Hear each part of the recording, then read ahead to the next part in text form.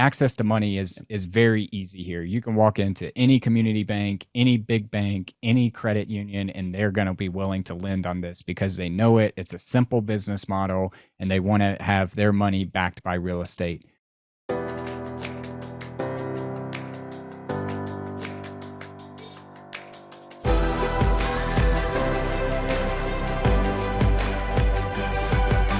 This is BetterWealth with Caleb Guilliams.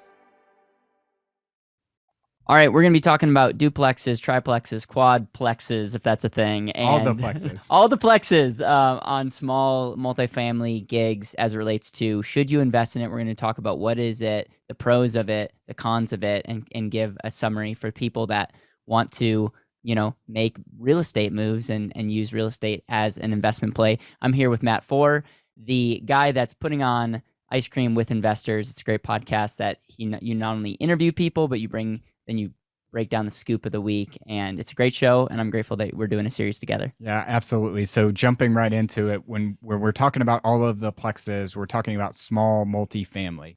So just like single family, you can still get small multifamily and do it yourself. So there's a couple benefits I see with buying the plexes.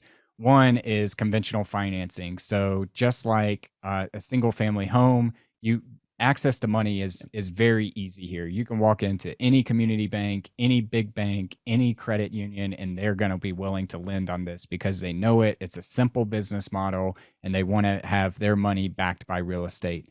The second thing is really you do get a little bit of scale here. So if you buy a duplex, which is two houses built together as one, you have another tenant you have two tenants and two doors. So if one of them is empty, then usually you still have income coming in from the other door. So the way I look at my duplex investments is if one door will pay for the mortgage, then all of a sudden I feel pretty comfortable. So I only have to have one person in there to pay the bills and things like that. And that's the beauty is as you get into triplexes and quadplexes and things like that, you start having multiple doors, the cash flow gets a little bit better, you protect your downside and things like that. And then the last benefit is really just house hacking. So for most younger investors that want to get involved in real estate, man, I wish I would have known this 10 years ago. Basically, house hacking is when you buy a duplex or a triplex or a quadplex, live in one of the units and have tenants in the other ones. And the benefit there is you're really just reducing your overall spend because you're going to live for free. And if we look at our personal income statements and economy, where most of your money goes is transportation, food, and housing. And if you can house hack, basically having tenants live in the other doors and you live for free, you're reducing your expenses, which allows you to continue to grow your financial journey. Yeah, I think a couple points that I want to make is one of the cons to single family home. And if you have not watched our video there, make sure to go back and find the episode that we did on single family home. One of the cons is one point of failure almost. You have one person, one door. And the cool thing about a duplex or a triplex is you have multiple people. So there's a little bit of diversification in that property.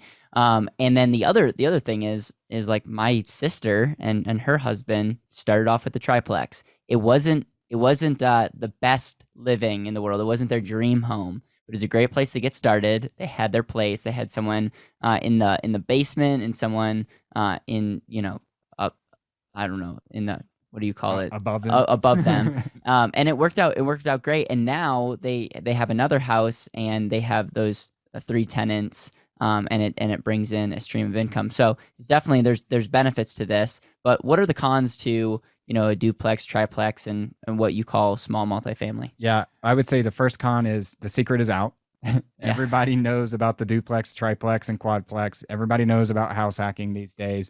So the supply is super, super limited. It feels like to me, any market that I pull up and look for small multifamily, there are usually only one or two for sale in the area. So supply is really limited, and there are some places out there that are continuing to build duplexes and triplexes and quadplexes. There's an investment group that actually does build to rent quadplexes. So they're building them from the ground up, and you can be an investor in what they're doing.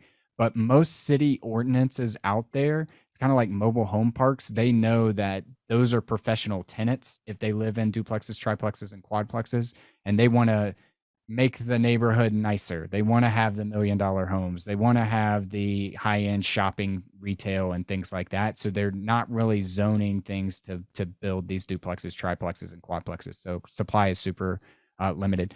The second one is comps. So when you're still in 2 to 4 units, you're still in a residential type way that you evaluate property.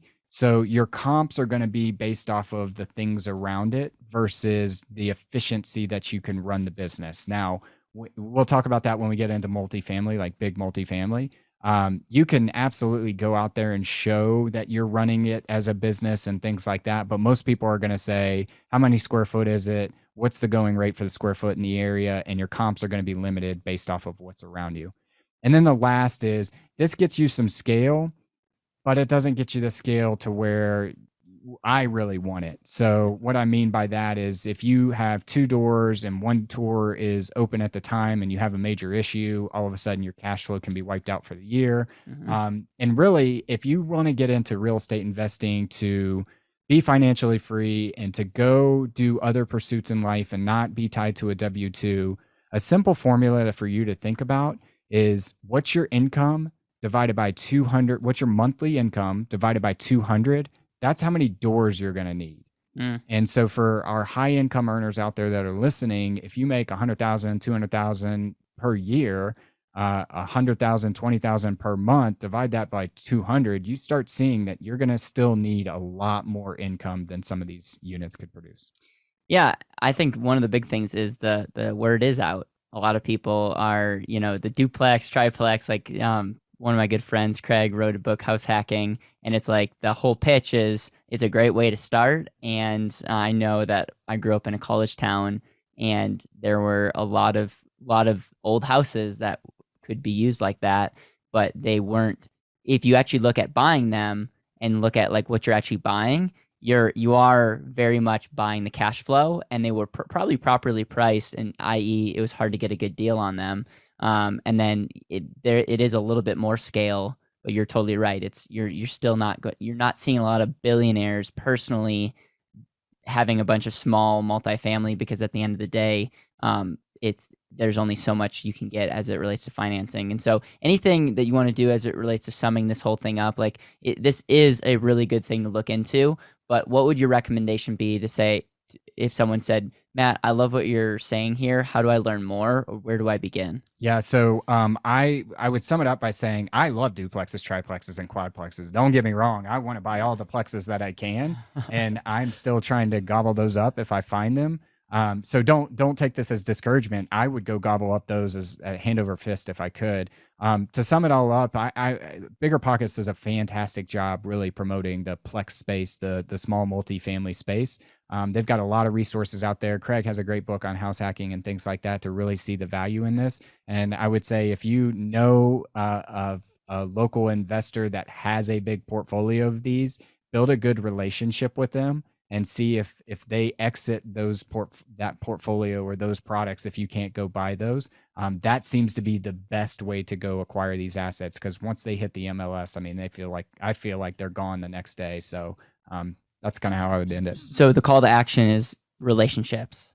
Find relationships with people that might be able to introduce you to someone before it hits the market. I also feel like we should get a T-shirt that says something about plexes. I feel like that could be a thing. So if you want a T-shirt and you're super creative and have ideas, let us know, because we're trying to build this brand. Anyways, I want to just plug your show quick, Ice Cream with Investors. It is one of the best podcasts if you want to learn more about real estate, if you want to learn about meet other real estate investors and thought leaders. And then Matt, you do kind of the scoop of the week and break down complicated real estate topics and making them simple. So I'm super grateful for the series that we're doing on my show. Absolutely.